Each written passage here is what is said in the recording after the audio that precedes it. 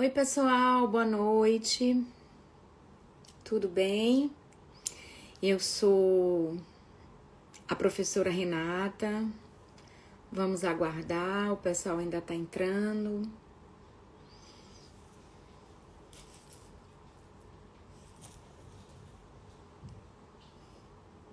Boa noite, boa noite.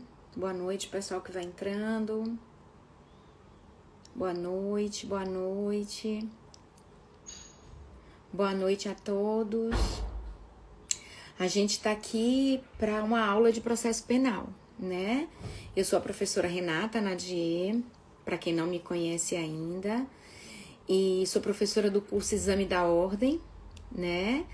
E estamos com esse curso voltado exclusivamente para o concurso de técnico judiciário do estado do Ceará, né? A gente vai conversar aqui hoje um pouquinho sobre a matéria de processo penal, né? Muito importante, cai bastante nas provas.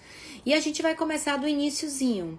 Então, assim, nós vamos começar falando um pouco sobre os princípios, nós vamos começar falando um pouco sobre os sistemas processuais, vamos finalizar com o inquérito policial. Posteriormente, ao final, eu vou trazer umas 2 ou 3 questões, tá? Da banca examinadora do concurso, né? Que é justamente a SEBRASP, porque é muito importante estudar também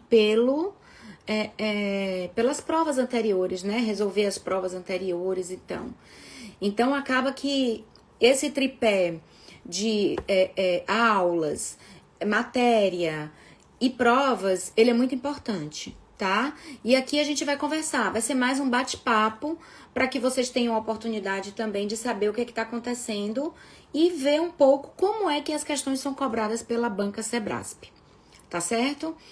Quem for entrando vai pegando o bonde, porque a gente tem que ser pontual, né, com as pessoas que entraram no horário, tá certo? Aqui não tem o propósito hoje de ser uma live, o propósito hoje aqui efetivamente é de ser uma aula, né, como foi publicado nas redes sociais, uma aula voltada para a matéria de processo penal, tá? Então vamos lá. Eu acho que de imediato o que eu devo dizer para vocês sobre o processo penal é justamente o seguinte: o que é que foi suspenso do pacote anticrime? Isso é muito importante e pode cair na sua prova, porque é o que está na crista da onda, né? Pacote anticrime. É sempre importante a gente estudar por uma legislação atualizada, tá certo? Por quê? Porque se você estuda por uma legislação desatualizada, você não vai saber se aquilo está vigente ou não. Você não vai saber se aquilo vai cair na sua prova ou não, daquela forma como está ali. Então é muito importante que todos estudem por uma legislação atualizada, né? Então, assim, eu sempre digo para vocês: ah, professora, mas ficar comprando Vadmecum a cada 6 meses é caro e tal. Tudo bem, então baixa a legislação pelo planalto.gov.br, que é o site super atualizado. Se mudou alguma coisa na véspera, nesse site a legislação já vai estar atualizada. Então essa é a melhor forma de você estudar a legislação de uma forma bem atualizada e não correr o risco de chegar na prova sem ter realmente uma base bacana, né? Então, assim, vamos lá. É importante que a gente saiba algumas coisas sobre esse pacote anticrime. Foi uma legislação que não pegou muito, né? E que tentaram fazer com que fosse implementada algumas alterações no CPP, mas que não deu muito certo. Então, assim, o Supremo suspendeu a aplicação de alguns pontos do pacote anticrime. Enquanto se analisa, enquanto se discutem algumas ADINs, né, lá no Supremo. Então, por exemplo, o que é que está suspenso por tempo indeterminado? A implantação do juiz de garantias, né? O juiz que tivesse tido contato com a prova anterior, ou um juiz para fazer somente a instrução, isso não está vigendo. Não está vigendo. Isso é muito importante que se saiba, porque o que é que eles queriam implementar? O juiz que teve qualquer contato com a prova na fase de inquérito não poderia participar da instrução criminal. Isso não existe, certo? O que é que está acontecendo hoje em dia? O juiz, se tiver contato com as provas na fase de inquérito, ele vai poder sim trabalhar no processo na fase da ação penal. Tranquilamente, isso não mudou, tá? Isso foi uma alteração que o pacote anticrime tentou implementar, mas que não vingou, tá certo? E novas regras para o procedimento de arquivamento de inquéritos, que também não vingou. Então, continua tudo do mesmo jeito que estava antes. Então, não vamos mais demorar, vamos para frente. O que que a gente vai tratar hoje aqui? Dos princípios do processo penal, os princípios constitucionais do processo penal. O processo penal tem uma gama infinita de princípios, mas tem alguns princípios que efetivamente estão expressos na Constituição Federal. Então, esses princípios, eles caem, consequentemente, mais nas provas, né? Porque são princípios que têm assento constitucional. Então, é muito importante que vocês saibam esses princípios, porque, inclusive, uma pergunta de uma forma muito simples costuma cair nas provas.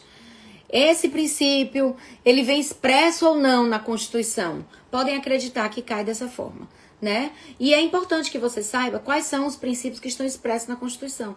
Então, assim, pega a sua Constituição e grifa quais são os princípios que estão expressos na Constituição. Esses 5 que eu vou falar aqui agora sempre caem nas provas, tá? Sempre caem nas provas. Então, assim, princípio da ampla defesa, que engloba a defesa técnica e a autodefesa. Esse princípio, ele está previsto no artigo 5º, inciso 55 da Constituição Federal. Vai lá e grifa, tá? Esse princípio, ele é muito importante, porque ele permite a todos ter amplo conhecimento da matéria que está posta no processo. O que é que acontece? Se a matéria estiver em andamento e ainda não tiver colocada efetivamente no processo, o advogado não pode ter acesso a ela. Por quê? Porque ela ainda não foi catalogada, ela ainda não consta efetivamente no processo. Então, a gente não pode, de nenhuma forma, ter acesso àquela prova. Ou seja, ela ainda está em fase de construção, né? Ainda está em fase de investigação. Então, dessa forma, não é possível. Tá bem? A súmula 523 do Supremo, super importante. É uma súmula que cai sempre em prova. Então, vai lá no final do seu vadimeco, procura a súmula 523 do Supremo e grifa. Tá bem? Outro princípio que cai muito em prova e que também está expresso na Constituição é o princípio da presunção de inocência. Ele está expresso no artigo 5º, inciso 57 da Constituição Federal. Ninguém será considerado culpado até o trânsito em julgado da sentença penal condenatória. Esse princípio, ele teve muito reboliço com relação a ele há um tempo atrás. Agora já se acalmou, né? Porque queriam alterar, né, principalmente na época da Lava Jato, eles queriam fazer uma alteração no CPP para dizer que a pessoa já seria considerada culpada desde a primeira sentença penal condenatória e não do trânsito em julgado, mas isso efetivamente não vingou, né? Isso efetivamente não vingou. Então, o que é que está hoje? Como é que acontece hoje? Hoje, efetivamente, a pessoa só pode ser considerada culpada após o trânsito em julgado da sentença penal condenatória. Isso também não mudou, tá bom? Terceiro princípio expresso na Constituição Federal referente à matéria processo penal. Pega a Constituição e grifa. Princípio da prevalência do interesse do réu, favor rei ou indúbio pro réu. Está previsto no artigo 5º, inciso 57. Eu vou até conferir aqui depois, acho que é 58, da Constituição Federal. Todos eles vêm a partir do inciso 50. Então, assim, é muito importante que vocês grifem esses princípios, porque eles vão cair na sua prova, tá? E às vezes é de uma forma tão simples, gente. Apenas pergunta, desses princípios, qual vem expresso na Constituição e qual não vem? Então, assim, esses 5 que eu tô falando aqui pra vocês, eles são expressos e são os mais importantes. Logicamente que tem outros princípios, mas esses são os que mais caem nas provas, né? Então, assim, princípio da publicidade seria o 4º princípio expresso na Constituição Federal, referente à matéria processo penal. Publicidade, a gente sabe, vai estar dentro de uma gama de ramos do direito, se não todos os ramos do direito. Porém, dentro do processo penal, ele também se aplica e ele também consta de forma expressa na Constituição Federal. Ele está no artigo 5º, inciso 60 da Constituição Federal. pega a Constituição e grifa, bota o marca-texto lá, coloca assim, de expresso, e depois revisa. Sempre que terminar de assistir uma aula, perde 5, 10 minutos a mais, mas revisa tudo que foi visto. Isso vai fazer toda a diferença no assunto, no seu estudo, na fixação da matéria, porque não basta só ler. Revisar é tão importante quanto ler a matéria, quanto estudar. Tá certo? A publicidade, ela é indiscriminada? Não, a publicidade, ela não é indiscriminada. A lei só poderá restringir a publicidade dos atos processuais por decorrência da intimidade ou do interesse social. O que é isso, intimidade ou interesse social? Intimidade, quando atingir a honra da pessoa e ela requerer, né, e entender que aquele sigilo não vai prejudicar o processo. Certo? E interesse social no caso de um crime, propriamente. Então, assim, precisa se localizar aquele acusado. Então, não tem por que guardar sigilo daquele indivíduo, até porque ele está sendo procurado. Agora, interesse social. O que seria interesse social? Quando põe em risco a segurança pública, por exemplo. É um grande exemplo de interesse social. Isso pode ser questão aberta.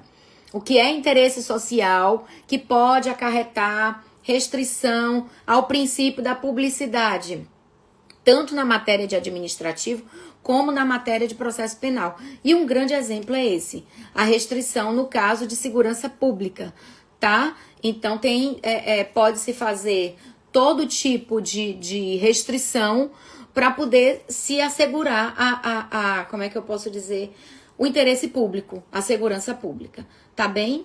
O quinto e último princípio que eu separei para vocês, que é muito interessante também e que também cai bastante em prova, é o princípio da vedação das provas ilícitas. Ele também é um princípio referente ao processo penal e ele também está expresso na Constituição Federal, no artigo 5º, inciso 56. São inadmissíveis no processo as provas obtidas por meios ilícitos, certo? Então, o que é isso? A ilicitude, ela pode se dar de duas formas. Ela pode se dar de forma material e ela pode se dar de forma processual. Nenhuma das duas é permitido no processo penal. Uma será considerada ilícita e a outra será considerada ilegítima. Nenhuma das duas cabe, nem podem ser utilizadas no processo penal. Então, esse princípio é muito importante. E o que é que cai mais dentro desse princípio? Teoria dos frutos da árvore envenenada, né? É um princípio, é uma doutrina que nasceu na Europa, é relativamente batida, mas que sempre está caindo em prova. Então, o que é a teoria dos frutos da árvore envenenada? A prova que foi originária de uma outra prova considerada ilícita ou ilegítima, ela também será ilegítima ou ilícita, ou seja, a prova ilícita contamina todas as outras que são decorrentes dela, tá certo? Então, assim, não há que se falar realmente em considerar uma prova que foi originária de um depoimento forçado, de um depoimento obtido por meio de tortura, essa prova não vai ter validade. Isso é a teoria dos frutos da árvore envenenada. Então, assim, essa teoria cai bastante em prova. Esses 5 princípios que eu falei aqui para vocês são muito importantes, porque eles caem muito em prova, tá? E faz, como eu falei para vocês, terminou a aula, vai de novo em tudo que foi dito na aula e passa o olho de novo. É 5, 10 minutos, gente, mas faz uma diferença gigantesca, tá certo? Então, recapitulando, quais foram 5 princípios que eu falei aqui que são expressos na Constituição e que estão afetos ao processo penal? Ampla defesa, que se divide em defesa técnica e autodefesa, e uma não anula a outra. Mas já fazendo um adendo aqui, e qual das duas irá prevalecer? Irá prevalecer a defesa técnica, certo? Então, assim, no caso de defesa, de ausência de defesa, invalida o processo, mas defesa ineficiente não invalida o processo. Isso é importante que vocês saibam, porque cai assim na questão. Foi considerado fraco a tese do defensor e foi requerida a invalidação do processo. Invalida, não invalida, tá certo? Só invalida o processo a completa ausência de defesa técnica, no caso, certo? E a ampla defesa, então, seria isso, toda a possibilidade de ter acesso a todas as provas que estão documentadas no processo. E no inquérito, como é que funciona? Da mesma forma, o advogado ele não pode ser impedido, inibido, nem cerceado a defesa de ter acesso ao inquérito, desde que as peças lá estejam. No caso de não ter peças, o caso de uma investigação ainda está em andamento, o advogado não pode ter acesso a esse tipo de diligência, de prova, porque ainda não está documentada no processo do inquérito. Tá certo? Então vamos lá, vamos pra frente, porque eu quero falar mais algumas coisas com vocês. E como eu falei, ao final a gente vai falar umas 2 questões da Sebrasp, para vocês entenderem como é que cai essas questões na prova. Muito importante resolver questão, gente, muito importante resolver questão. Tá bem? É por isso que a gente sempre bate isso no curso. Leia a prova, simplesmente leia. Ai, professora, mas eu já resolvi 2 vezes a prova. Não importa, leia a prova. Porque a sua prova vai ter questões dessa prova. Só vai mudar o enunciado, vai mudar a ordem das letras, mas vai cair. Se não igual, extremamente parecida, porque concurso público é assim. E a gente está aqui não só para passar conhecimento, mas também para passar um pouco da experiência de concurseiro. Tá certo? Então vamos para frente para a gente não perder tempo. Antes de falar sobre inquérito policial, eu quero falar um pouco com vocês sobre os sistemas, né? Os sistemas processuais penais. Nós temos 3 sistemas, né? O acusatório, o inquisitivo e o misto. Nós sabemos que o inquérito, nós sabemos que o sistema que vige no Brasil é o acusatório. E a diferença básica, eu acredito que a maioria de vocês já devem saber, mas como a gente publicou que iríamos passar por isso aqui hoje nessa aula, então eu vou falar de forma rápida, né?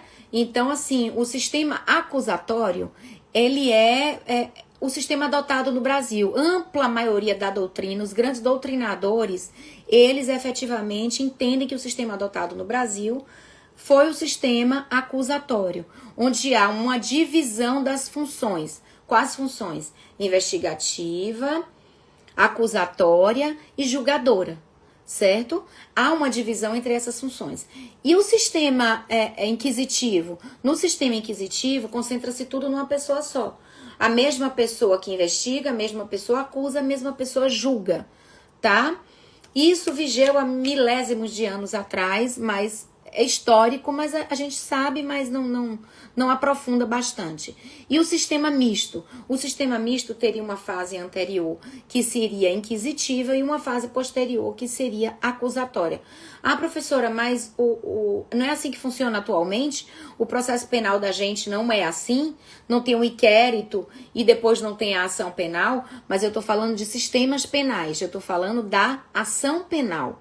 E inquérito policial é procedimento administrativo, não tem nada a ver com a função jurisdicional. Então, o nosso sistema processual é efetivamente, sim, um sistema onde as funções são totalmente delimitadas e separadas. As funções de investigar, as funções de acusar e as funções de julgar. Não há intercâmbio entre elas. Tá bem? Vamos lá, continuar da início. Vamos falar agora então um pouco de inquérito policial. Desculpa estar falando um pouco rápido, mas é porque eu quero que vocês absorvam o máximo de conhecimento no menor tempo possível, né? Para a gente conseguir assimilar a matéria, não é o tanto que o professor fala devagar. Essa live vai ficar depois gravada. Quem tiver interesse de assistir essa aula depois, assiste. Não tem problema nenhum. Mas é importante eu falar para vocês, até também para não ficar uma coisa cansativa, maçante, tá certo? Vamos lá. Inquérito policial. O que é o inquérito policial? O inquérito policial é um procedimento administrativo anterior à ação penal. Obrigatório? Não. Facultativo. A ação penal ela pode ser proposta com ou sem o inquérito policial. E ele tem caráter probatório? Sim, ele tem caráter probatório, mas apenas relativo. Ele não tem caráter probatório absoluto. Então, a prova que foi produzida no no inquérito policial, se ela não for repetida durante a ação penal, essa prova não vai ter validade. salvo as provas irrepetíveis. E quais são essas provas irrepetíveis? São aquelas que a testemunha poderia perecer, são aquelas que o corpo de delito poderia perecer, são aquelas que pelo tempo poderiam ser esquecidas. Então, nessas exceções, a prova construída durante o curso do inquérito policial, ela vai ter uma validade muito maior durante a ação penal, porque ela não tem como ser produzida durante a ação penal, simplesmente por uma inviabilidade técnica existencial, enfim, tá certo? Então, vamos lá. É um procedimento, natureza jurídica do inquérito policial. É um procedimento administrativo de valor relativo, ok? Conceito e natureza jurídica. Conceito, procedimento administrativo, natureza jurídica é o quê? Procedimento administrativo, gente. Não tem muito. O conceito e a natureza jurídica é você dizer o que é aquilo dentro do mundo jurídico. Todo mundo fica muito em dúvida. Ai, natureza jurídica, o que é natureza jurídica? É você definir um instituto. É você definir um instituto dentro do mundo jurídico. Um celular. Um exemplo bem básico. O que é um celular? É um bem de consumo, correto? Correto. Mas dentro do mundo jurídico, o que é um celular? Um bem móvel. Direito das coisas de direito civil. Tá certo? Então, assim, natureza jurídica nada mais é a definição de algo, de qualquer coisa, só que num viés jurídico. É isso que é natureza jurídica. Então, não se atrapalhem com natureza jurídica, porque não é nada demais. Tá certo? Vamos lá. Características do inquérito policial. Ele é inquisitivo, ele é escrito, sigiloso e goza da natureza jurídica, da característica de oficialidade. O que é cada uma dessas características? Vamos lá. Ele é inquisitivo. O que é ser inquisitivo? Não permitir ampla defesa. Daí que vem a diferença do sistema acusatório, que é o que vige na ação penal. O inquérito, ele é inquisitivo porque lá não é permitida ampla defesa. Então, assim, toda prova que é produzida no inquérito policial virá narrada ao final por meio do relatório do delegado de polícia civil.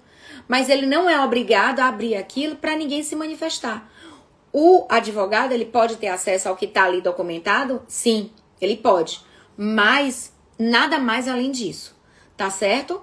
Não há defesa, não há abertura de vista, não há nada disso. É apenas um procedimento para você colacionar provas que são produzidas no decorrer dele.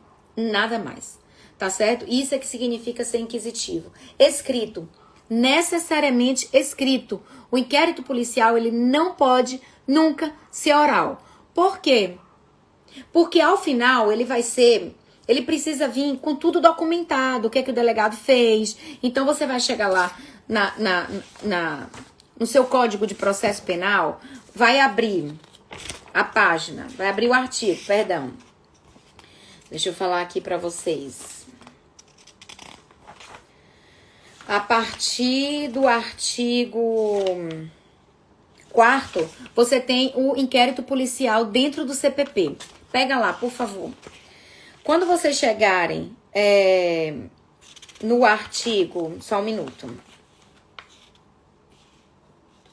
No artigo 6º, você vai ver as funções do delegado ao tomar conhecimento da ocorrência de um crime. Então, assim, é por isso que tem que ser escrito, porque tudo tem que ser detalhado. Porque se não tem possibilidade de prova... Ai, mas não é prova absoluta, professora. Pra que eu vou colocar tudo escrito se não serve pra nada mesmo? Serve sim. É com base nesse inquérito que o promotor de justiça vai propor ou não ação penal. Vai pedir ou não arquivamento. Então é muito importante que esteja bem bonitinho sim. Ah, professora, mas o Ministério Público ele pode propor a ação independente desse inquérito. Sim, ele pode propor a ação independente do inquérito. Ocorre que, isso é muito importante, 90% das ações penais no Brasil são propostas com base em inquérito policial, certo?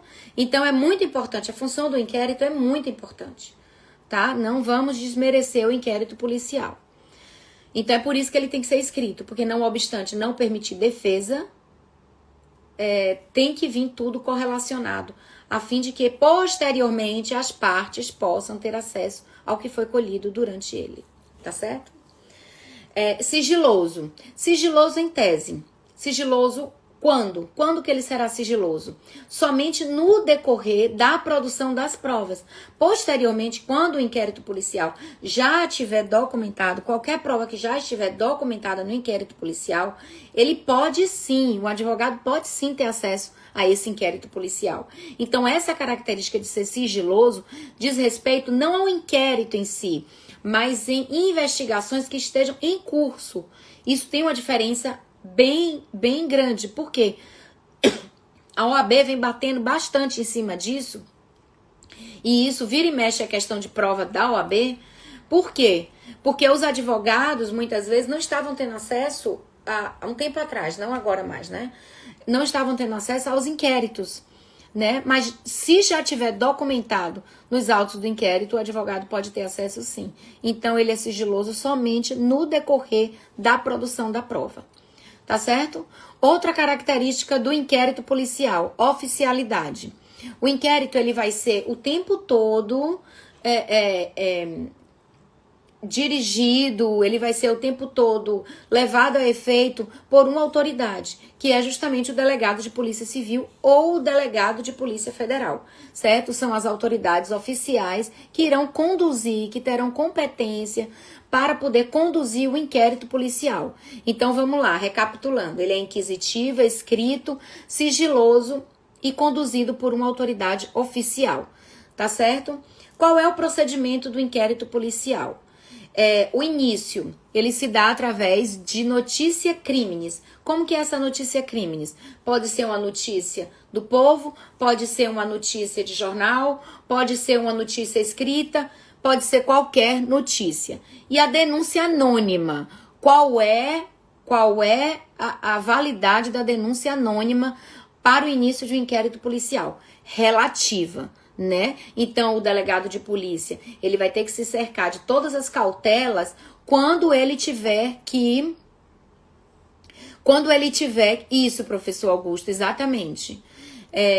Quando ele tiver que assumir ou receber uma denúncia anônima, né? Essa denúncia anônima, ela tem que ser recebida com uma dose extra de cautela. Por quê? Então a denúncia anônima, ela é válida? Sim, ela é válida. Mas ela terá que ser recebida com cautelas e terá que ser investigada. Diferentemente de quê? Diferentemente da denúncia que tenha nome, né? Que seja, que não seja apócrifa, né? Que tenha um nome ao final dela. Então, assim, é muito importante que a gente diga que a denúncia anônima, ela pode existir sim, mas ela não goza de tanta credibilidade como a denúncia que tem o remetente. Tá certo? A conclusão do inquérito policial, os prazos. É muito importante que vocês saibam disso, né? 10 dias... e 30 se tiver solto, né? Os 30 dias quando tá solto, isso na justiça estadual. Os 30 dias quando tá solto, ele pode ser prorrogado, né? Então, o Ministério Público, o delegado de polícia, ele pede, então o juiz defere, e assim aquele prazo vai ser prorrogado, certo? E se ele tiver preso, e o inquérito não for concluído no prazo de 10 dias, ele terá que ser solto. Isso na justiça estadual. Pessoal, é muito importante decorar esses prazos. É chato, mas tem que acontecer. Porque, assim, isso cai em prova. É uma bobagem, mas cai em prova, tá? Outro prazo que é muito importante de término de inquérito policial é o da Justiça Federal. Então, assim, são 15 dias mais 15 de forma justificada se ele estiver preso e 30 dias se estiver solto. Tá certo? Aí a gente tem outros prazos na legislação especial, como drogas, imprensa, né? E é muito importante que vocês vejam qual lei que vai cair na prova de vocês e vá até a parte da investigação, que fica logo no início, para poder ver se tem prazo diferenciado. Aqui a gente vai ficar somente com esses dois, porque são os prazos mais comuns e são os que vão cair na prova para técnico judiciário do estado do Ceará. Tá certo? Então, repetindo, os prazos para o encerramento do inquérito. Na justiça estadual, é obrigatório soltar, se não concluir em 10 dias, no caso de preso, e no caso de solto, 30 dias, podendo ser prorrogado quantas vezes se fizer necessário. E na Justiça Federal, 15 mais 15 mediante justificativa expressa, tá? Se ao final dos segundos 15 dias não tiver ainda concluída a investigação, aí sim ele será colocado em liberdade. 30 dias também, se tiver solto, prorrogável quantas vezes for necessário, porque o direito de liberdade não está sendo cerceado. Tá certo? Vamos lá, então. No artigo 6º, eu falei para vocês que são as diligências. Eu volto a dizer, pega o Código de Processo Penal e vai grifando, tá certo? Quando eu falei aqui dos princípios expressos do processo penal, que estão expressos na Constituição Federal, eu falei para vocês, a partir mais ou menos do inciso 50 do artigo 5º, estão os princípios lá, ó, que são expressos, e cai na sua prova exatamente desse jeito, como eu falei no início. Qual desses princípios do processo penal está expresso na Constituição? E a gente se confunde, podem ter certeza disso. Quer ver a pegadinha qual que é? Duplo grau de jurisdição, todo mundo cai nessa. Duplo grau de jurisdição não está expresso na Constituição Federal, mas todo mundo pensa que está.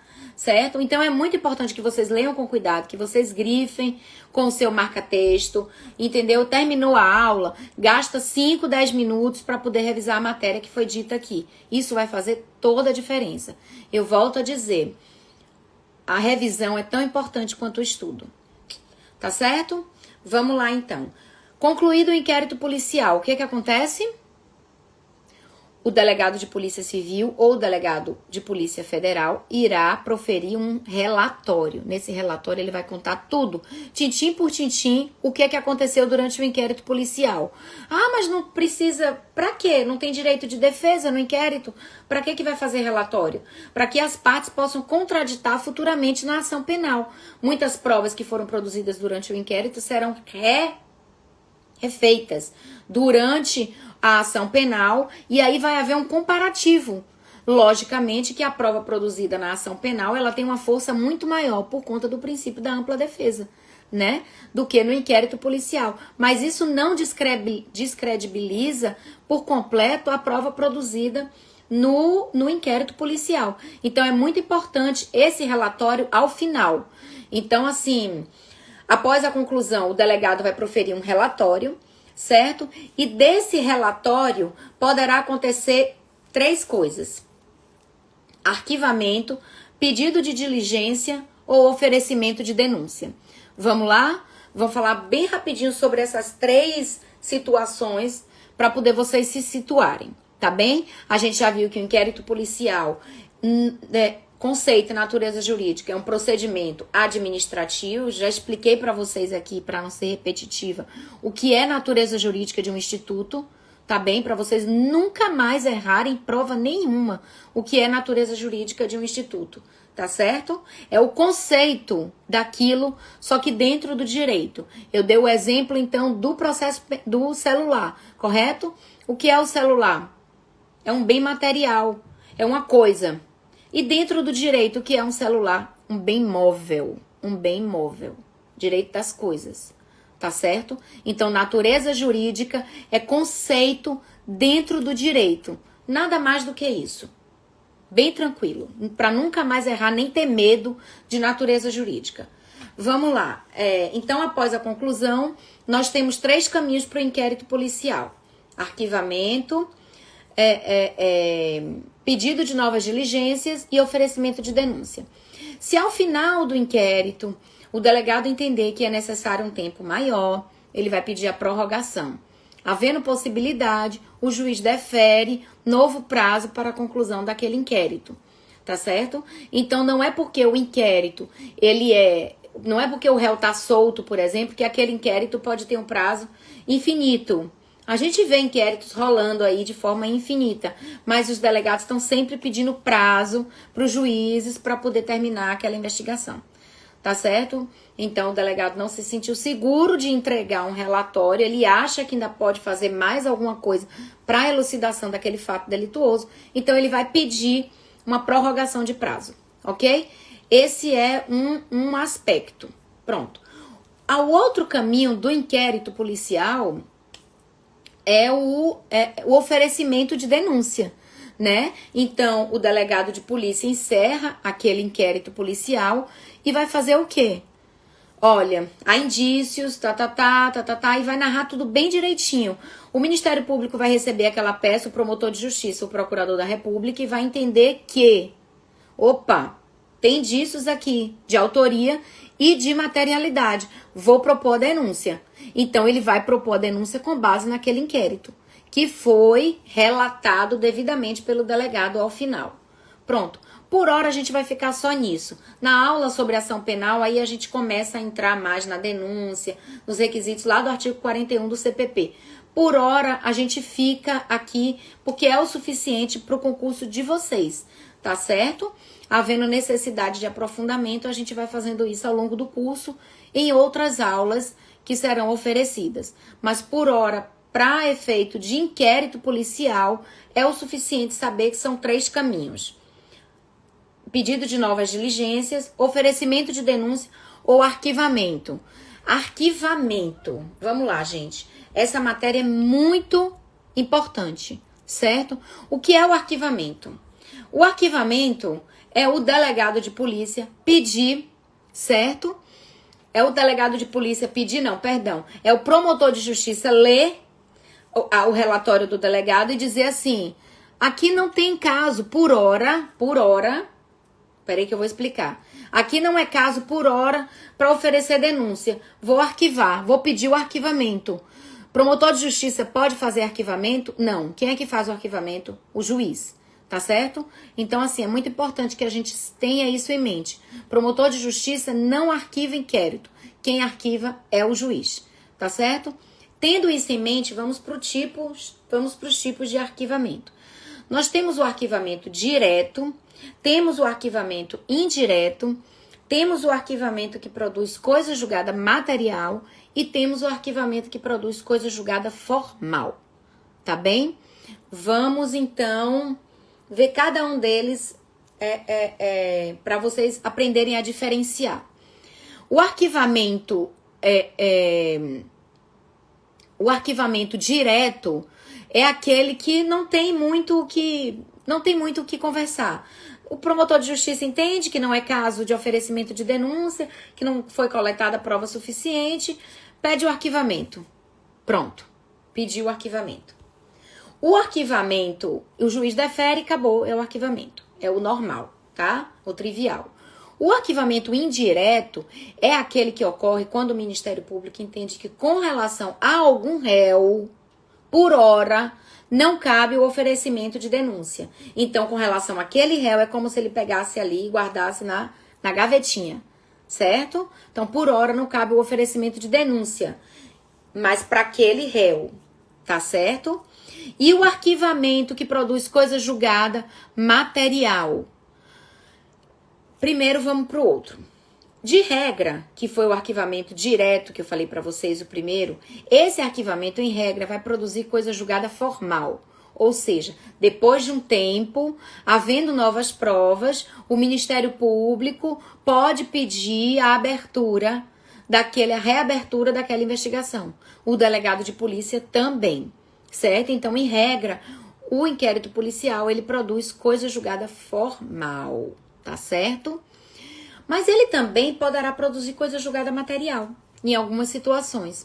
Quando? Quando for constatada de forma irrefutável a inexistência do crime, ausência de tipicidade na conduta, presença de excludente de ilicitude, ou quando ficar categoricamente provado que aquela pessoa não praticou aquele crime. Nesses casos, eu falei 4 aqui, correto? Excludente de ilicitude, excludente de tipicidade, comprovação de que o fato não aconteceu e comprovação de que aquele réu efetivamente não praticou aquela conduta. Réu não, indiciado, porque ainda está em fase de inquérito. Só vira réu quando a denúncia é recebida, tá certo? Gravem essa informação também. Eu sei que é muita informação, sabe, gente? Mas O objetivo da aula é prender a atenção de vocês com o máximo de informação no menor tempo possível. É quinta-feira de noite, tá todo mundo cansado, muita gente já viajou, é carnaval. Então, assim, mas passar um pouco de informações, porque quem tá prestando concurso, e tem um concurso aí que se avizinha, tá bem pertinho, quanto mais informações a gente puder ouvir, melhor. Então tá sentado, tá comendo, deixa o Instagram ligado, vai ouvindo e vai assimilando, sabe? Tem gente que assimila melhor lendo, tem gente que é ouvindo, tem gente que é vendo e por aí vai. O que importa é a informação entrar, tá certo? Então, a gente já viu o arquivamento direto, o arquivamento indireto. O arquivamento, em regra, produz coisa julgada formal. E o arquivamento, de forma excepcional, produz coisa julgada material. Tá certo? Havendo novas provas, súmula 524 do Supremo. Vai lá também no final do seu vadimeco e dá uma grifadinha na súmula. Certo? Então aqui hoje eu fiquei de conversar com vocês sobre isso, sobre os sistemas penais, sobre o inquérito e sobre alguns dos princípios que estão expressos na Constituição Federal, tá certo? Referentes ao processo penal. Mas eu fiquei também de conversar com vocês no final da aula sobre umas questões de concurso da Sebrasp, não é isso? Pra gente ver como é que tá cobrando. Como é que a Sebrasp está cobrando, mais ou menos. E eu vou mostrar para vocês que as questões não têm dificuldade nenhuma. Aí eu volto a dizer, desculpa se às vezes eu for repetitiva, mas é porque as pessoas pensam que as informações são bobagem. E não é. É importante ler prova. Nem tanto resolver. Ler. Simplesmente leia a prova. Ponto. Tá certo? Então vamos lá. Vou pegar aqui uma questão que foi do TJ Pará, que foi aplicada no ano de 2020, também para técnico judiciário, tá certo? Essa questão, ela é muito... essa prova foi uma prova aplicada antes da pandemia, tá certo? Porque na época da pandemia os concursos realmente deram uma parada, e agora que estão voltando, né, com força total, então meio que estacionou. Certo? Então assim, mas não tem prova 2021, 2022? Não, praticamente não tem. As provas mais recentes que a gente vai ver são de 2020, 2019, 2020. Então assim, 2018, 2019. Então não se assustem, mas já tem 3 anos praticamente. Sim, gente, mas a gente viveu uma pandemia global, né? Então assim, os concursos pararam, o mundo parou, quanto mais os concursos, né? Então, assim, vamos lá. Eu vou aqui para a questão de número 64 da prova, tá? Foi aplicada pela Sebrasp, um concurso para técnico judiciário do estado do Pará, aplicado em 2020. Ou seja, exatamente igual ao concurso que vocês vão fazer, tá certo? A questão 64 diz: de acordo com o Código de Processo Penal, no procedimento comum ordinário, após o recebimento da denúncia e oferecimento de resposta à acusação pela defesa, o juiz absolverá sumariamente o denunciado na hipótese de... Isso aqui é artigo de lei, certo? Isso aqui, gente, é artigo de lei. Tá certo?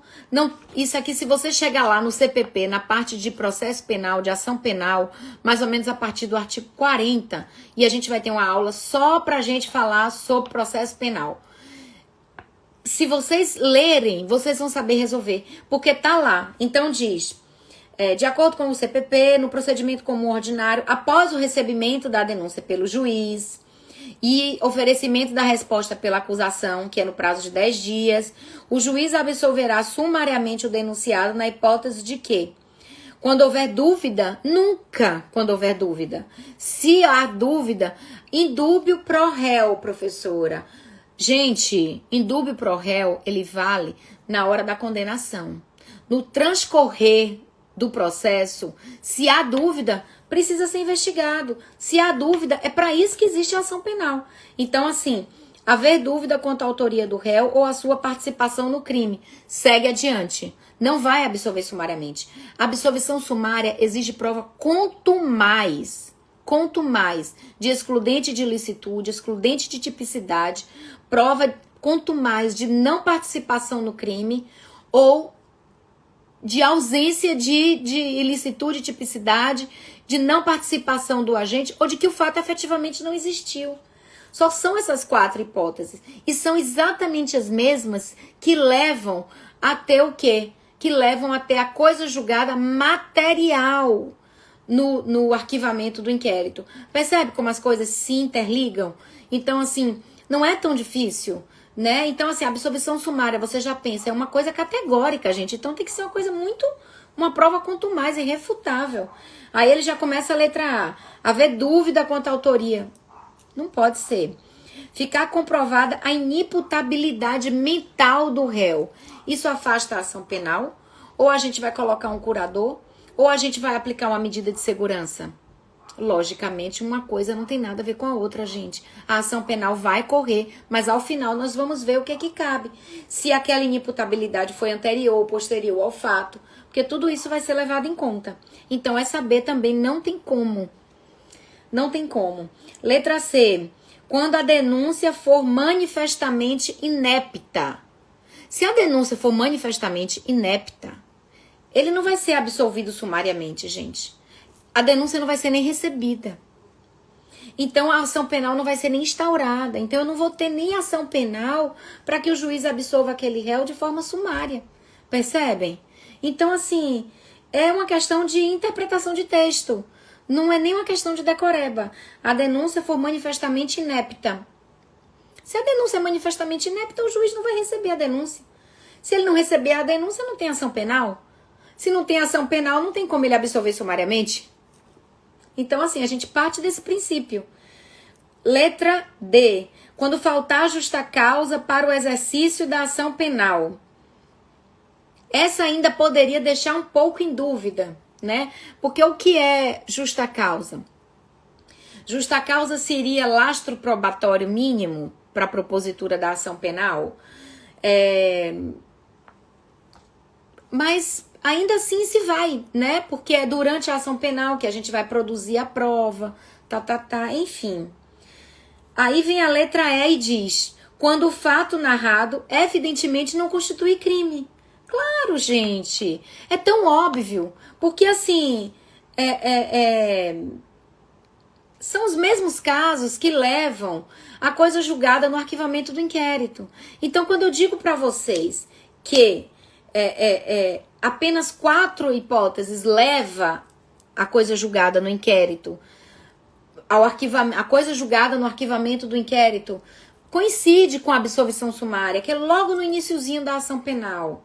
Atipicidade, presença de excludentes de ilicitude, prova categórica de que o fato não existiu e prova categórica de que o réu não participou daquela empreitada criminosa. Então, assim, para vocês entenderem que não tem grande dificuldade nas provas, entendeu? Vou ver uma outra aqui para vocês. Por exemplo, essa foi do concurso para analista, também feito pela Sebrasp, analista do STJ, aplicação 2018. Aí vocês podem dizer: poxa, professora, mas pro STJ? Gente, a banca é a mesma. O concurso para analista e para técnico é extremamente parecido. Pode aumentar muito pouco o nível das questões, mas no frigir é a mesma coisa. Analista cai mais matérias, principalmente de direito. Mas os itens que tem lá, processo penal, as questões é o mesmo banco. É o mesmo banco de questões. Então, vocês podem estudar, sim. Então, essa prova aqui, ela foi aplicada no ano de 2018, foi o concurso para analista judiciário do STJ, feito pela Sebrasp. E aqui já não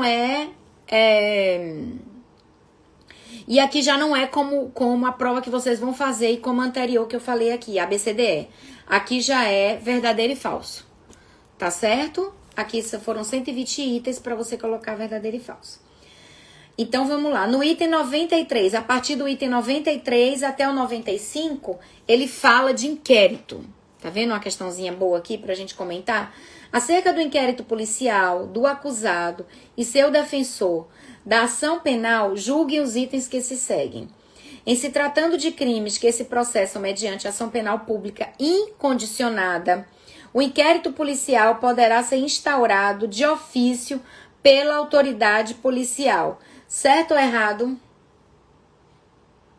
Certo, gente. Se a ação penal é pública e incondicionada, é porque a gente não viu aqui hoje nessa aula ação penal, né? Nós temos ação penal pública incondicionada e condicionada à representação da vítima. Na ação penal pública incondicionada, a gente viu que o Ministério Público ele pode agir de ofício, porque qual é a característica do inquérito? Ele é prescindível, ele não é obrigatório, ele é relativo, tudo isso a gente viu aqui hoje. Então, assim, a ação penal pública incondicionada, ela pode ser instaurada de ofício, sim, certo? Sem a presença do inquérito, e o inquérito policial, ele também pode ser instaurado de ofício pelo delegado de polícia, tá bem? Ele se inicia através de uma denúncia, mas ele pode também ser instaurado de ofício pelo delegado de polícia. A gente viu também a polêmica com relação à denúncia anônima, mas, para resumir, bem resumidamente, a denúncia anônima ela não é por completo descartada, ok? Mas o que é que acontece? Ela não tem um valor probatório tão forte quanto a outra, tá certo? E o delegado vai ter que se cercar de todas as cautelas para poder admitir essa denúncia anônima no inquérito. Vamos lá, outro ponto. Item 94. Filho de acusado está impedido de exercer a advocacia em favor de seu pai em processo criminal. Falso. Por quê? Por que ele estaria? Se ele é advogado, ele não pode fazer a defesa do pai? O próprio réu pode fazer a sua própria defesa? Por que que o filho não poderia fazer? Vocês percebem o nível da questão? Quando a gente quer trazer questões de prova para vocês nessas lives ou nessas aulas, é para dizer para vocês que não é difícil, tá? Que não é difícil, que não é bicho de sete cabeças. É uma questão de prática, de constância e de disciplina, tá certo? E vamos para o último item dessa prova que a gente vai falar na aula de hoje. É o item 95. O titular da ação penal pública condicionada é o Ministério Público. Verdadeiro ou falso? Ação penal pública sempre é o Ministério Público, independente de ser pública, condicionada ou incondicionada. Percebe como esses 3 itens vocês acertariam com facilidade? Porque é uma questão de lógica. O titular da ação penal pública condicionada ao Ministério Público. Se a ação penal é pública ou privada, é pública. Não importa se ela é condicionada ou incondicionada, a ação é pública. O titular é o MP. Certo? A anterior. Filho de acusado está impedido de exercer a advocacia em favor de seu pai em processo criminal. Não. Tem nada a ver uma coisa com a outra. O próprio réu, se fosse advogado, poderia se autopatrocinar, poderia fazer sua própria defesa técnica. E a 93, em se tratando de crimes que se processam mediante ação penal pública incondicionada, o inquérito policial poderá ser instaurado de ofício pela autoridade policial. Sim, a gente viu isso aqui também, né? Que o inquérito policial ele pode começar por denúncia, que é a notícia crimes, ou ele pode começar de ofício, desde que seja uma ação penal pública. E se for condicionada à representação, é necessária a concordância da vítima. Mas a ação penal não deixa de ser pública. Tá certo, pessoal? Agradeço demais a presença de vocês aqui hoje. Foi muito bom falar dessa matéria tão gostosa, tão satisfatória, sabe? E a gente vai continuar falando, né? A gente vai se encontrar outras vezes, seja no curso, seja nas lives, seja nas aulas aqui do Instagram. A gente vai continuar esse bate-papo para poder a gente interagir e trazer o máximo de informações para vocês, tá certo? Nessa prova, não desistam, estudem, grifem, revisem, leiam provas, dá certo. É o que eu posso dizer para vocês, tá bom? Um grande beijo. Sempre que terminar de assistir uma aula, perde 5, 10 minutos a mais, mas revisa tudo que foi visto. Isso vai fazer toda a diferença no assunto, no seu estudo, na fixação da matéria, porque não basta só ler. Revisar é tão importante quanto ler a matéria, quanto estudar. Tá certo? A publicidade, ela é indiscriminada? Não, a publicidade, ela não é indiscriminada. A lei só poderá restringir a publicidade dos atos processuais por decorrência da intimidade ou do interesse social. O que é isso, intimidade ou interesse social? Intimidade, quando atingir a honra da pessoa e ela requerer, né, e entender que aquele sigilo não vai prejudicar o processo, certo?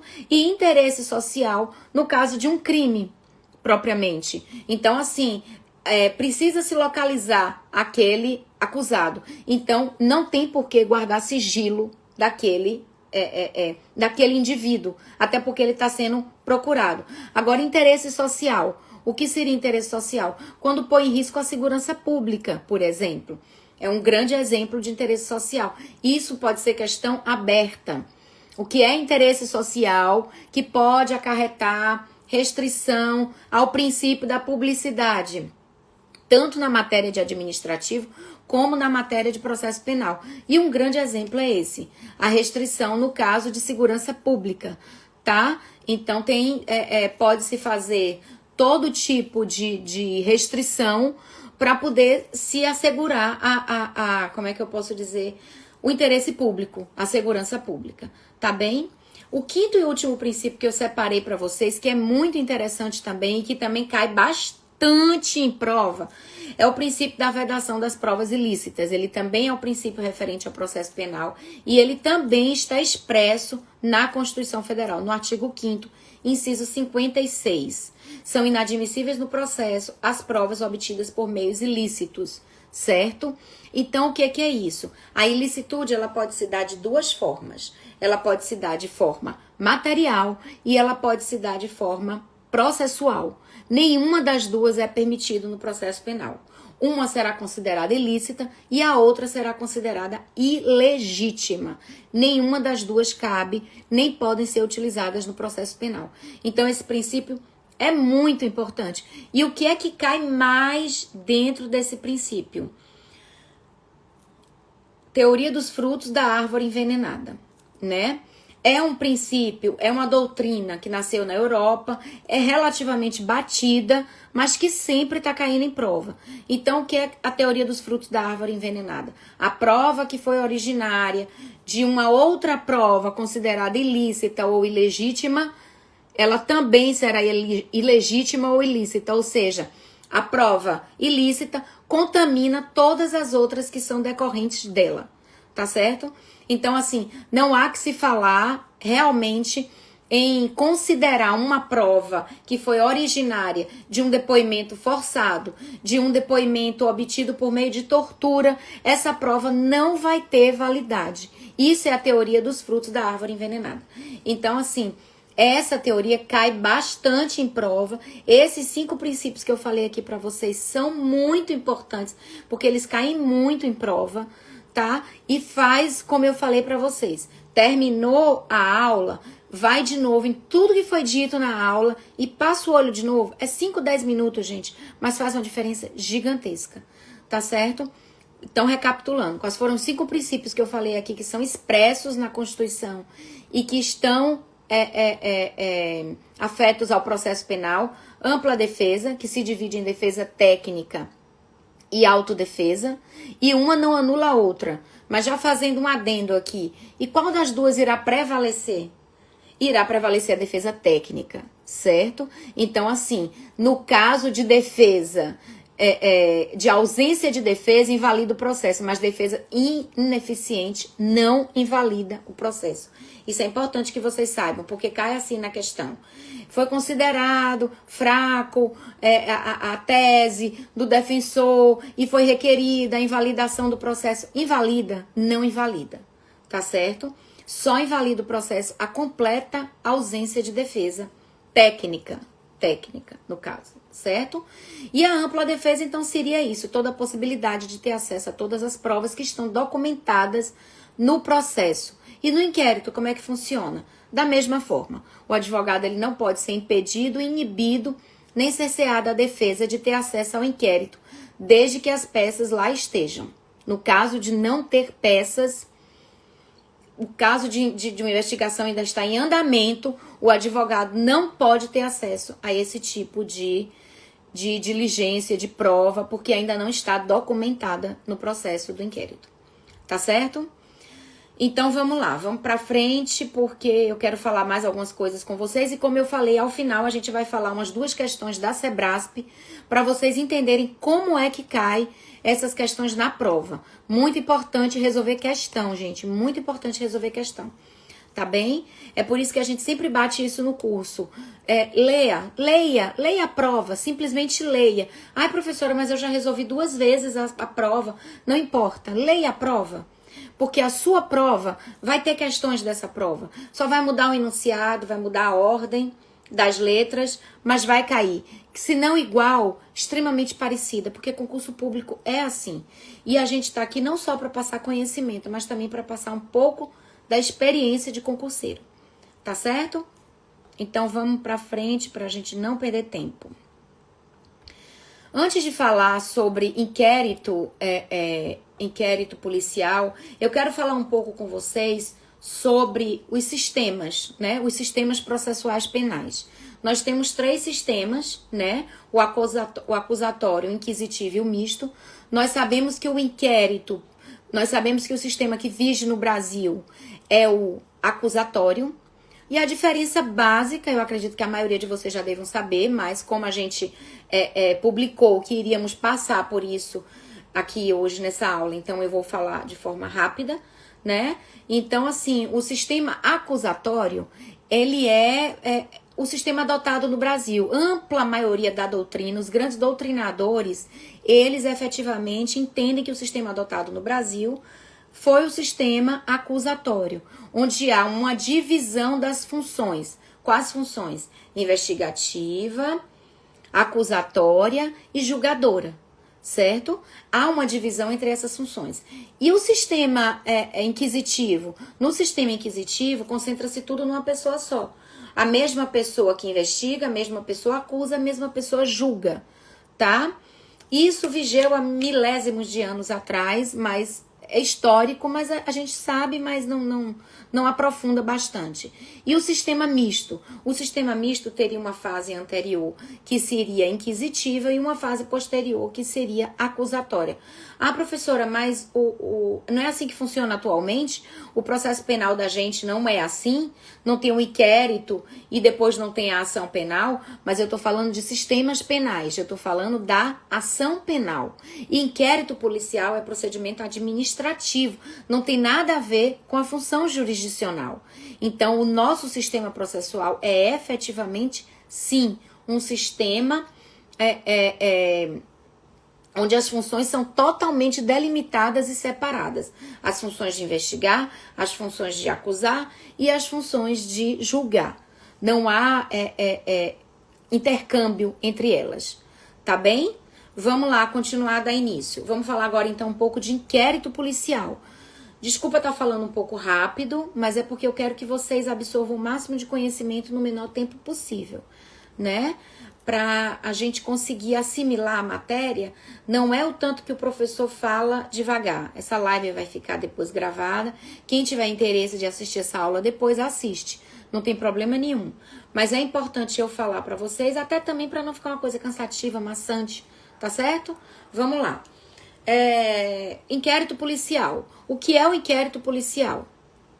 O inquérito policial é um procedimento administrativo anterior à ação penal. Obrigatório? Não. Facultativo. A ação penal ela pode ser proposta com ou sem o inquérito policial. E ele tem caráter probatório? Sim, ele tem caráter probatório, mas apenas relativo. Ele não tem caráter probatório absoluto. Então, a prova que foi produzida no no inquérito policial, perdão, se ela não for repetida durante a ação penal, essa prova não vai ter validade. Salvo as provas irrepetíveis. E quais são essas provas irrepetíveis? São aquelas que a testemunha poderia perecer, são aquelas que o corpo de delito poderia perecer, são aquelas que pelo tempo poderiam ser esquecidas. Então, nessas exceções, a prova construída durante o curso do inquérito policial, ela vai ter uma validade muito maior durante a ação penal, porque ela não tem como ser produzida durante a ação penal, simplesmente por uma inviabilidade técnica existencial, enfim, tá certo? Então vamos lá, é um procedimento, natureza jurídica do inquérito policial, é um procedimento administrativo de valor relativo, ok? Conceito e natureza jurídica. Conceito, procedimento administrativo, natureza jurídica é o quê? Procedimento administrativo, gente. Não tem muito. O conceito e a natureza jurídica é você dizer o que é aquilo dentro do mundo jurídico. Todo mundo fica muito em dúvida. Ai, natureza jurídica, o que é natureza jurídica? É você definir um instituto. É você definir um instituto dentro do mundo jurídico. Um celular. Um exemplo bem básico. O que é um celular? É um bem de consumo, correto? Correto. Mas dentro do mundo jurídico, o que é um celular? Um bem móvel. Direito das coisas de direito civil. Tá certo? Então, assim, natureza jurídica nada mais é a definição de algo, de qualquer coisa, só que num viés jurídico. É isso que é natureza jurídica. Então, não se atrapalhem com natureza jurídica, porque não é nada demais. Tá certo? Vamos lá. Características do inquérito policial. Ele é inquisitivo, ele é escrito, sigiloso e goza da natureza jurídica, da característica de oficialidade. O que é cada uma dessas características? Vamos lá. Ele é inquisitivo. O que é ser inquisitivo? Não permitir ampla defesa. Daí que vem a diferença do sistema acusatório, que é o que vige na ação penal. O inquérito, ele é inquisitivo porque lá não é permitida ampla defesa. Então, assim, toda prova que é produzida no inquérito policial virá narrada ao final por meio do relatório do delegado de polícia civil. Mas ele não é obrigado a abrir aquilo para ninguém se manifestar. O advogado, ele pode ter acesso ao que está ali documentado? Sim, ele pode. Mas nada mais além disso, tá certo? Não há defesa, não há abertura de vista, não há nada disso. É apenas um procedimento para você colacionar provas que são produzidas no decorrer dele. Nada mais, tá certo? Isso é que significa ser inquisitivo. Escrito, necessariamente escrito. O inquérito policial, ele não pode nunca ser oral. Por quê? Porque ao final ele precisa vir com tudo documentado, o que é que o delegado fez. Então você vai chegar lá no seu Código de Processo Penal, vai abrir a página, vai abrir o artigo, perdão. Deixa eu falar aqui pra vocês. A partir do artigo 4º, você tem o inquérito policial dentro do CPP. Pega lá, por favor. Quando vocês chegarem no artigo... Só um minuto. No artigo 6º, você vai ver as funções do delegado ao tomar conhecimento da ocorrência de um crime. Então, assim, é por isso que tem que ser escrito, porque tudo tem que ser detalhado. Porque se não tem possibilidade de prova... Ai, mas não é prova absoluta, professora. Pra que eu vou colocar tudo escrito se não serve pra nada mesmo? Serve sim. É com base nesse inquérito que o promotor de justiça vai propor ou não ação penal. Vai pedir ou não arquivamento. Então é muito importante que esteja bem bonitinho sim. Ah, professora, mas o Ministério Público ele pode propor a ação independente desse inquérito. Sim, ele pode propor a ação independente do inquérito. Ocorre que, isso é muito importante, 90% das ações penais no Brasil são propostas com base em inquérito policial, certo? Então é muito importante, a função do inquérito é muito importante, tá? Não vamos desmerecer o inquérito policial. Então é por isso que ele tem que ser escrito, porque não obstante não permitir defesa, tem que vir tudo correlacionado, a fim de que posteriormente as partes possam ter acesso ao que foi colhido durante ele, tá certo? Sigiloso. Sigiloso em tese. Sigiloso Quando? Quando que ele será sigiloso? Somente no decorrer da produção das provas.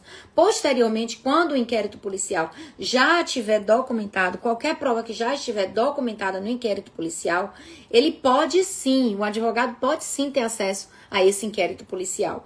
Então, essa característica de ser sigiloso diz respeito não ao inquérito em si, mas em investigações que estejam em curso.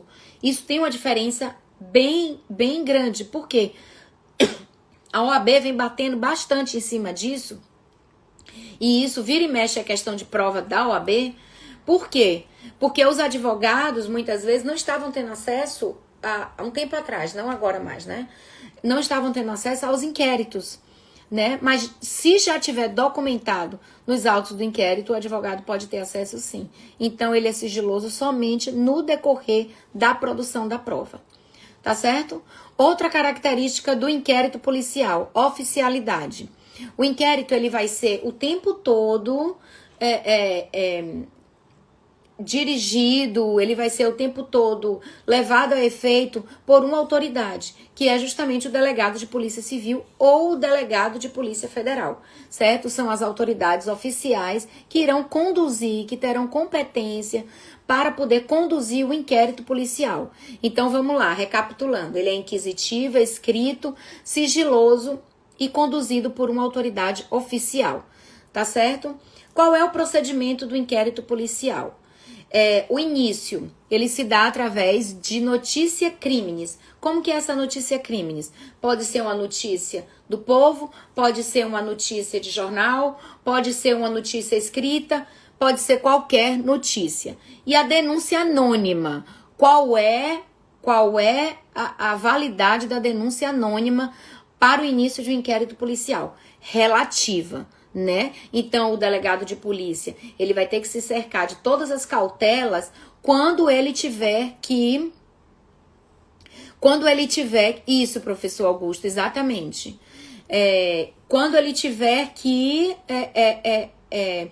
assumir ou receber uma denúncia anônima, né? Essa denúncia anônima, ela tem que ser recebida com uma dose extra de cautela. Por quê? Então a denúncia anônima, ela é válida? Sim, ela é válida. Mas ela terá que ser recebida com cautelas e terá que ser investigada. Diferentemente de quê?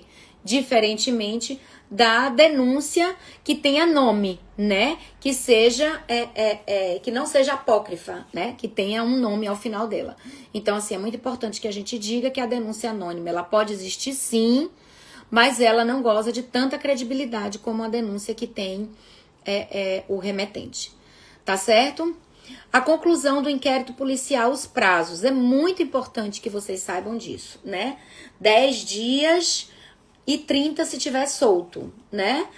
Os 30 dias quando tá solto, isso na justiça estadual. Os 30 dias quando tá solto, ele pode ser prorrogado, né? Então, o Ministério Público, o delegado de polícia, ele pede, então o juiz defere, e assim aquele prazo vai ser prorrogado, certo? E se ele tiver preso? Se ele tiver preso e o inquérito não for concluído no prazo de 10 dias, ele terá que ser solto. Isso na justiça estadual. Pessoal, é muito importante decorar esses prazos. É chato, mas tem que acontecer. Porque, assim, isso cai em prova. É uma bobagem, mas cai em prova, tá? Outro prazo que é muito importante de término de inquérito policial é o da Justiça Federal. Então, assim, são 15 dias mais 15 de forma justificada se ele estiver preso e 30 dias se estiver solto. Tá certo? Aí a gente tem outros prazos na legislação especial, como drogas, imprensa, né? E é muito importante que vocês vejam qual lei que vai cair na prova de vocês e vá até a parte da investigação, que fica logo no início, para poder ver se tem prazo diferenciado. Aqui a gente vai ficar somente com esses dois, porque são os prazos mais comuns e são os que vão cair na prova para técnico judiciário do estado do Ceará. Tá certo? Então, repetindo, os prazos para o encerramento do inquérito. Na justiça estadual, é obrigatório soltar, se não concluir em 10 dias, no caso de preso, e no caso de solto, 30 dias, podendo ser prorrogado quantas vezes se fizer necessário. E na justiça federal, 15 mais 15, mediante justificativa expressa, tá? Se ao final dos segundos 15 dias não tiver ainda concluída a investigação, aí sim ele será colocado em liberdade. 30 dias também, se tiver solto, prorrogável quantas vezes for necessário, porque o direito de liberdade não está sendo cerceado. Tá certo? Vamos lá, então. No artigo 6º, eu falei para vocês que são as diligências. Eu volto a dizer, pega o Código de Processo Penal e vai grifando, tá certo? Quando eu falei aqui dos princípios expressos do processo penal, que estão expressos na Constituição Federal, eu falei para vocês, a partir mais ou menos do inciso 50 do artigo 5º, estão os princípios lá, ó, que são expressos, e cai na sua prova exatamente desse jeito, como eu falei no início. Qual desses princípios do processo penal está expresso na Constituição? E a gente se confunde, podem ter certeza disso. Quer ver a pegadinha qual que é? Duplo grau de jurisdição, todo mundo cai nessa. Duplo grau de jurisdição não está expresso na Constituição Federal, mas todo mundo pensa que está. Certo? Então é muito importante que vocês leiam com cuidado, que vocês grifem com o seu marca-texto, entendeu? Terminou a aula, gasta 5, 10 minutos para poder revisar a matéria que foi dita aqui. Isso vai fazer toda a diferença. Eu volto a dizer, a revisão é tão importante quanto o estudo. Tá certo? Vamos lá então. Concluído o inquérito policial, o que acontece? O delegado de Polícia Civil ou o delegado de Polícia Federal irá proferir um relatório. Nesse relatório ele vai contar tudo, tintim por tintim, o que aconteceu durante o inquérito policial. Ah, mas não precisa, pra quê? Não tem direito de defesa no inquérito? Pra que vai fazer relatório? Para que as partes possam contraditar futuramente na ação penal. Muitas provas que foram produzidas durante o inquérito serão refeitas durante a ação penal, e aí vai haver um comparativo. Logicamente que a prova produzida na ação penal, ela tem uma força muito maior por conta do princípio da ampla defesa, né? Do que no inquérito policial. Mas isso não descredibiliza por completo a prova produzida no inquérito policial. Então é muito importante esse relatório ao final. Então, assim, após a conclusão, o delegado vai proferir um relatório, certo? E desse relatório poderá acontecer 3 coisas: arquivamento, pedido de diligência ou oferecimento de denúncia. Vamos lá? Vou falar bem rapidinho sobre essas 3 situações para poder vocês se situarem, tá bem? A gente já viu que o inquérito policial, conceito e natureza jurídica, é um procedimento administrativo. Já expliquei para vocês aqui, para não ser repetitiva, o que é natureza jurídica de um instituto, tá bem? Para vocês nunca mais errarem prova nenhuma o que é natureza jurídica de um instituto, tá certo? É o conceito daquilo, só que dentro do direito. Eu dei o exemplo, então, do processo do celular, correto? O que é o celular? É um bem material, é uma coisa.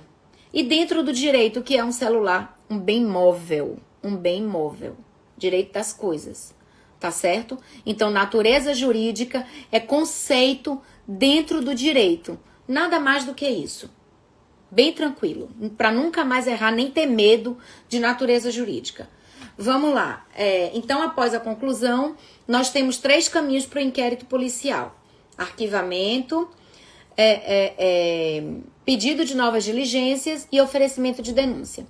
Se ao final do inquérito o delegado entender que é necessário um tempo maior, ele vai pedir a prorrogação. Havendo possibilidade, o juiz defere novo prazo para a conclusão daquele inquérito, tá certo? Então não é porque o inquérito, não é porque o réu está solto, por exemplo, que aquele inquérito pode ter um prazo infinito. A gente vê inquéritos rolando aí de forma infinita, mas os delegados estão sempre pedindo prazo para os juízes para poder terminar aquela investigação, tá certo? Então o delegado não se sentiu seguro de entregar um relatório, ele acha que ainda pode fazer mais alguma coisa para a elucidação daquele fato delituoso, então ele vai pedir uma prorrogação de prazo, ok? Esse é um aspecto. Pronto. O outro caminho do inquérito policial é o oferecimento de denúncia, né? Então, o delegado de polícia encerra aquele inquérito policial e vai fazer o quê? Olha, há indícios, e vai narrar tudo bem direitinho. O Ministério Público vai receber aquela peça, o promotor de justiça, o procurador da República, e vai entender que, opa, tem indícios aqui de autoria e de materialidade. Vou propor a denúncia. Então, ele vai propor a denúncia com base naquele inquérito, que foi relatado devidamente pelo delegado ao final. Pronto. Por hora a gente vai ficar só nisso. Na aula sobre ação penal, aí a gente começa a entrar mais na denúncia, nos requisitos lá do artigo 41 do CPP. Por hora a gente fica aqui porque é o suficiente para o concurso de vocês, tá certo? Havendo necessidade de aprofundamento, a gente vai fazendo isso ao longo do curso em outras aulas que serão oferecidas. Mas por hora, para efeito de inquérito policial, é o suficiente saber que são 3 caminhos. Pedido de novas diligências, oferecimento de denúncia ou arquivamento. Arquivamento. Vamos lá, gente. Essa matéria é muito importante, certo? O que é o arquivamento? O arquivamento é o delegado de polícia pedir, certo? É o delegado de polícia pedir, não, perdão. É o promotor de justiça ler o relatório do delegado e dizer assim, aqui não tem caso por hora, peraí que eu vou explicar. Aqui não é caso por hora para oferecer denúncia. Vou arquivar, vou pedir o arquivamento. Promotor de justiça pode fazer arquivamento? Não. Quem é que faz o arquivamento? O juiz. Tá certo? Então, assim, é muito importante que a gente tenha isso em mente. Promotor de justiça não arquiva inquérito. Quem arquiva é o juiz. Tá certo? Tendo isso em mente, vamos para os tipos de arquivamento. Nós temos o arquivamento direto, temos o arquivamento indireto, temos o arquivamento que produz coisa julgada material e temos o arquivamento que produz coisa julgada formal. Tá bem? Vamos, então, ver cada um deles para vocês aprenderem a diferenciar. O arquivamento direto é aquele que não tem muito o que conversar. O promotor de justiça entende que não é caso de oferecimento de denúncia, que não foi coletada prova suficiente, pede o arquivamento. Pronto, pediu o arquivamento. O arquivamento, o juiz defere e acabou, é o arquivamento. É o normal, tá? O trivial. O arquivamento indireto é aquele que ocorre quando o Ministério Público entende que com relação a algum réu, por hora, não cabe o oferecimento de denúncia. Então, com relação àquele réu, é como se ele pegasse ali e guardasse na gavetinha, certo? Então, por hora, não cabe o oferecimento de denúncia, mas para aquele réu, tá certo? E o arquivamento que produz coisa julgada material. Primeiro, vamos para o outro. De regra, que foi o arquivamento direto que eu falei para vocês, o primeiro, esse arquivamento, em regra, vai produzir coisa julgada formal. Ou seja, depois de um tempo, havendo novas provas, o Ministério Público pode pedir a reabertura daquela investigação. O delegado de polícia também, certo? Então, em regra, o inquérito policial, ele produz coisa julgada formal, tá certo? Mas ele também poderá produzir coisa julgada material, em algumas situações. Quando? Quando for constatada de forma irrefutável a inexistência do crime, ausência de tipicidade na conduta, presença de excludente de ilicitude, ou quando ficar categoricamente provado que aquela pessoa não praticou aquele crime. Nesses casos, eu falei 4 aqui, correto? Excludente de ilicitude, excludente de tipicidade, comprovação de que o fato não aconteceu e comprovação de que aquele réu efetivamente não praticou aquela conduta. Réu não, indiciado, porque ainda está em fase de inquérito. Só vira réu quando a denúncia é recebida, tá certo? Gravem essa informação também. Eu sei que é muita informação, sabe, gente? Mas o objetivo da aula é prender a atenção de vocês com o máximo de informação no menor tempo possível. É quinta-feira de noite, tá todo mundo cansado, muita gente já viajou, é carnaval. Então, assim, mas passar um pouco de informações, porque quem tá prestando concurso, e tem um concurso aí que se avizinha, tá bem pertinho, quanto mais informações a gente puder ouvir, melhor. Então tá sentado, tá comendo, deixa o Instagram ligado, vai ouvindo e vai assimilando, sabe? Tem gente que assimila melhor lendo, tem gente que é ouvindo, tem gente que é vendo, e por aí vai. O que importa é a informação entrar, tá certo? Então, a gente já viu o arquivamento direto, o arquivamento indireto. O arquivamento, em regra, produz coisa julgada formal.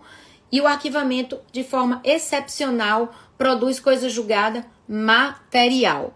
Tá certo? Havendo novas provas, súmula 524 do Supremo. Vai lá também no final do seu vadimeco e dá uma grifadinha na súmula. Certo? Então aqui hoje eu fiquei de conversar com vocês sobre isso, sobre os sistemas penais, sobre o inquérito e sobre alguns dos princípios que estão expressos na Constituição Federal, tá certo? Referentes ao processo penal. Mas eu fiquei também de conversar com vocês no final da aula sobre umas questões de concurso da Sebrasp, não é isso? Pra gente ver como é que tá cobrando. Como é que a Sebrasp está cobrando, mais ou menos? E eu vou mostrar para vocês que as questões não têm dificuldade nenhuma. Aí eu volto a dizer, desculpa se às vezes eu for repetitiva, mas é porque as pessoas pensam que as informações são bobagem. E não é. É importante ler prova. Nem tanto resolver. Ler. Simplesmente leia a prova. Ponto. Tá certo? Então vamos lá. Vou pegar aqui uma questão que foi do TJ Pará, que foi aplicada no ano de 2020, também para técnico judiciário, tá certo? Essa questão, ela é muito... essa prova foi uma prova aplicada antes da pandemia, tá certo?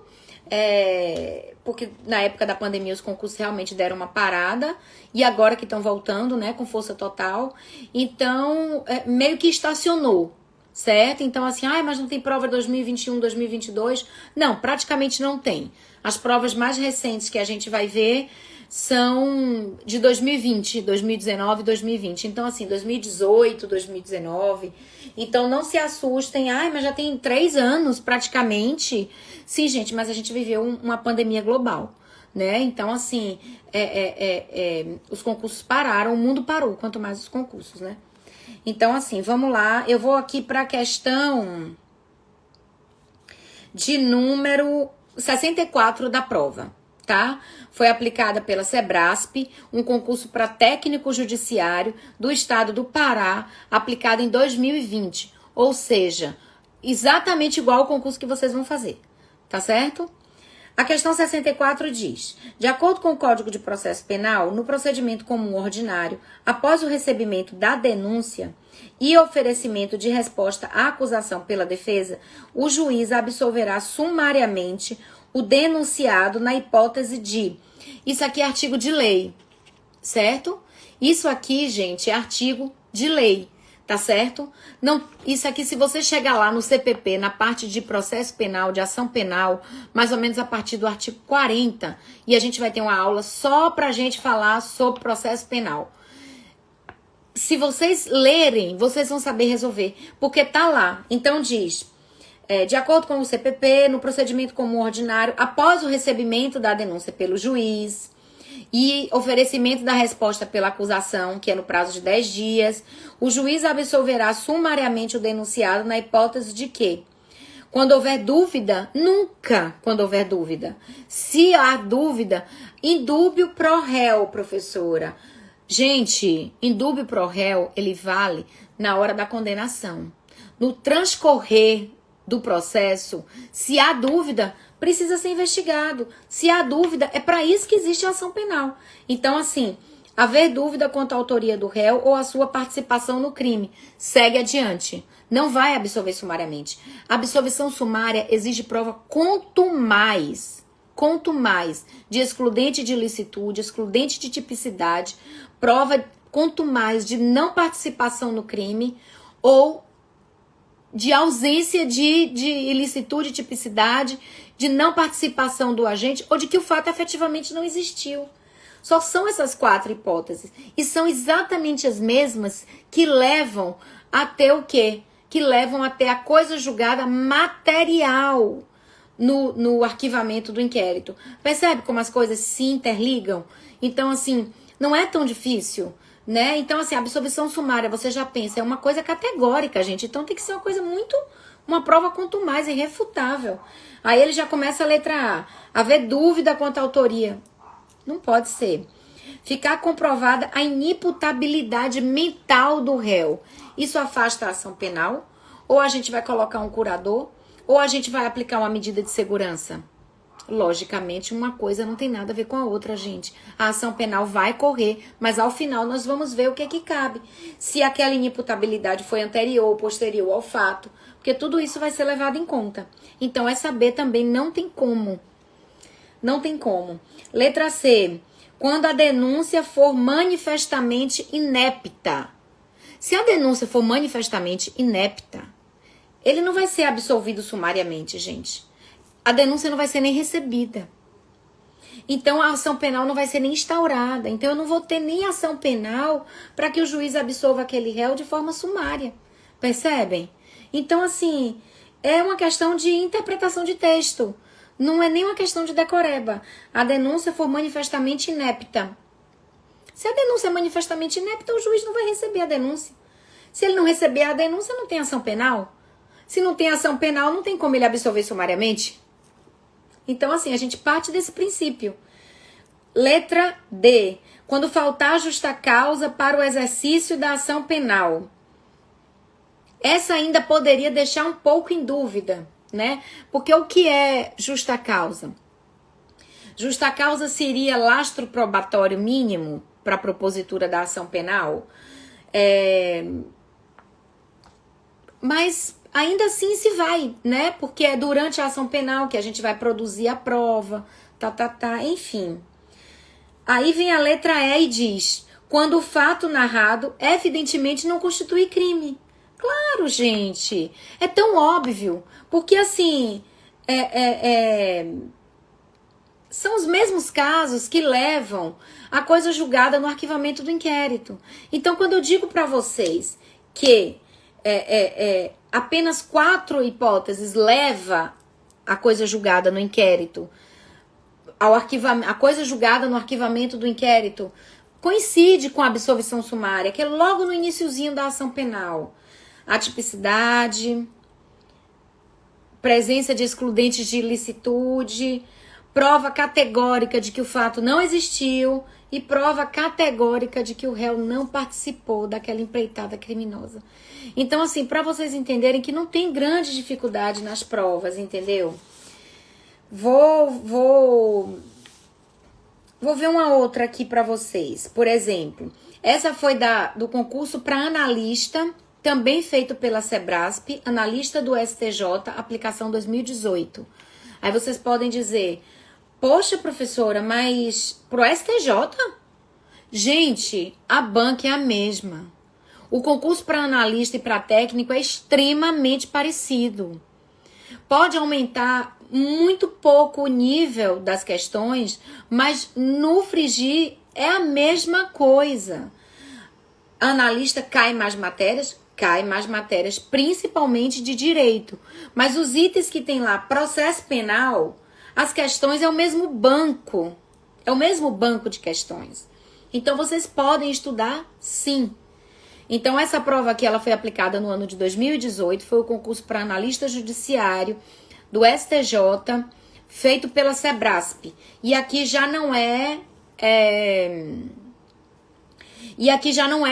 como a prova que vocês vão fazer e como a anterior que eu falei aqui, ABCDE. Aqui já é verdadeiro e falso. Tá certo? Aqui foram 120 itens para você colocar verdadeiro e falso. Então, vamos lá. No item 93, a partir do item 93 até o 95, ele fala de inquérito. Tá vendo uma questãozinha boa aqui pra gente comentar? Acerca do inquérito policial, do acusado e seu defensor, da ação penal, julguem os itens que se seguem.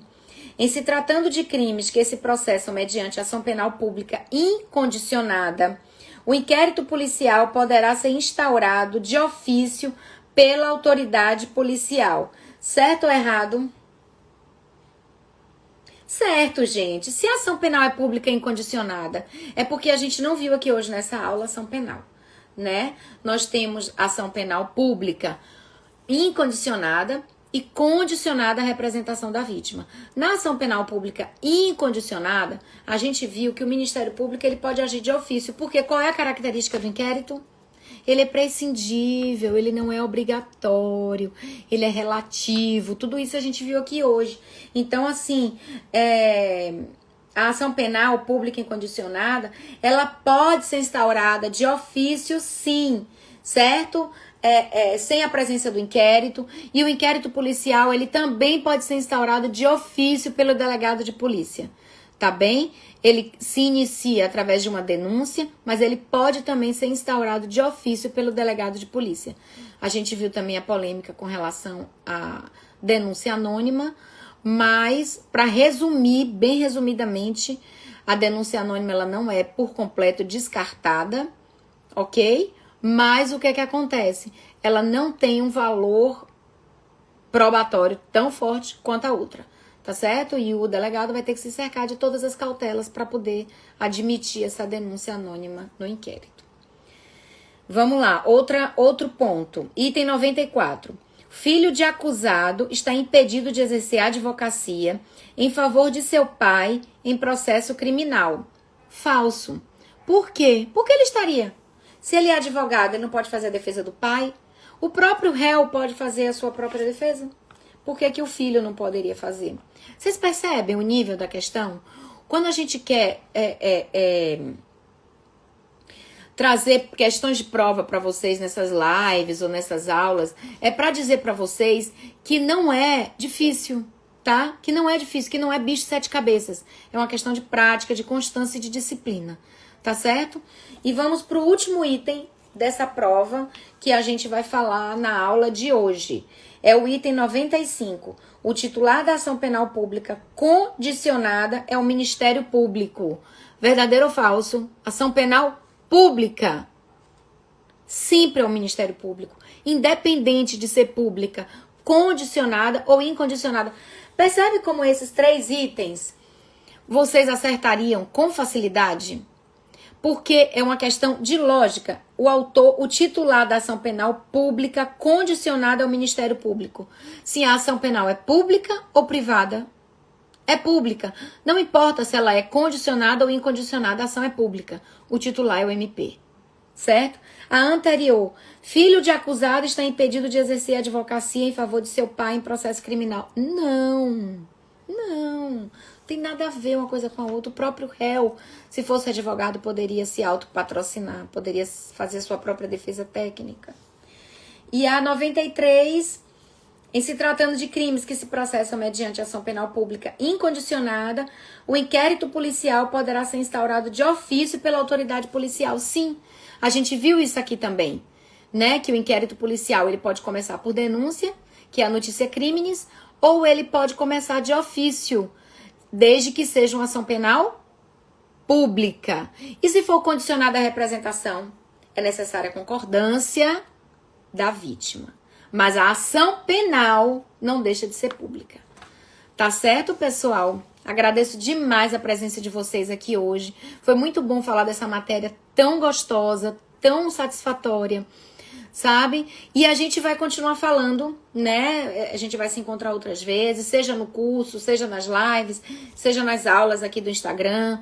A gente vai continuar esse bate-papo para poder a gente interagir e trazer o máximo de informações para vocês, tá certo? Nessa prova, não desistam, estudem, grifem, revisem, leiam provas, dá certo. É o que eu posso dizer para vocês, tá bom? Um grande beijo.